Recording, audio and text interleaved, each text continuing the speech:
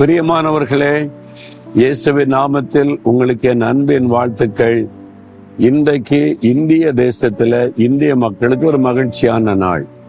என்ன தெரியுமா? இந்தியாவின் குடியரசு தினம். ஆகஸ்ட் 15 இந்திய தேசம் சுதந்திரம் அடைந்தது. ஆனா குடியரசு என்பதாக மக்கள் ஆட்சியினுடைய அமைப்பு ஏற்படுத்தப்பட்டு குடியரசு தினம் என்று ஒரு நாள் நியமிக்கப்பட்டு அது இந்திய மக்கள் எல்லாரும் கொண்டாடி கொண்டிருக்கிற ஒரு நாள்.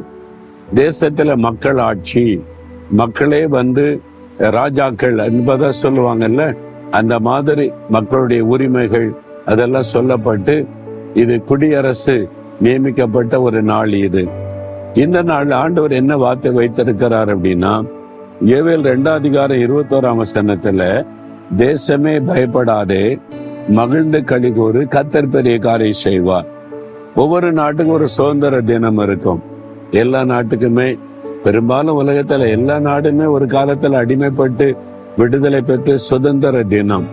இந்தியாவில தான் குடியரசு தினம்னு ஒரு நாள். அப்போ மக்களுக்கு முழு உரிமை அளிக்கப்பட்டு மகிழ்ச்சியாய் வாழக்கூடிய சூழ்நிலை.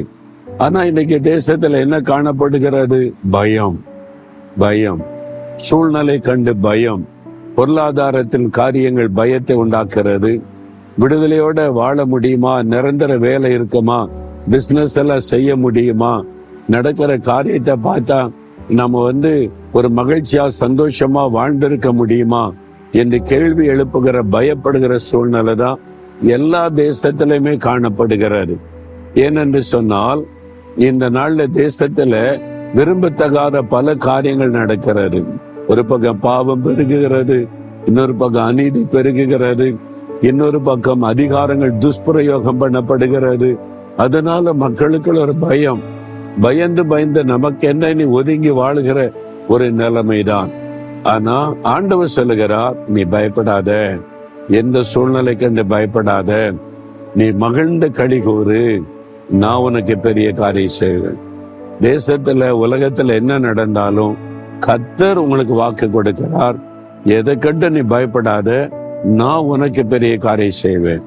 எல்லாருக்கும் வேலை போனாலும் நான் உனக்கு நிரந்தர வேலை தருவேன். எல்லாருடைய தொழில பாதிக்கப்பட்டாலும் உன் தொழிலை நான் ஆசீர்வதிப்பேன். எல்லாரும் வாழ்க்கையில தோல்விகளை சரிவுகளை சந்தித்தாலும் நான் உன்னை தாங்கி நடத்துவேன். அதனால நீ பயப்படாதன்னு சொல்லுகிறார். நீங்க அரசாங்கத்தை சார்ந்தோ மனிதர்களை சார்ந்தோ வாழாதபடி கர்த்தரை சார்ந்து வாழ பழகிட்டீங்கன்னா எந்த தேசத்திலையும் நீங்க மகிழ்ச்சியாய் வாழ முடியும்.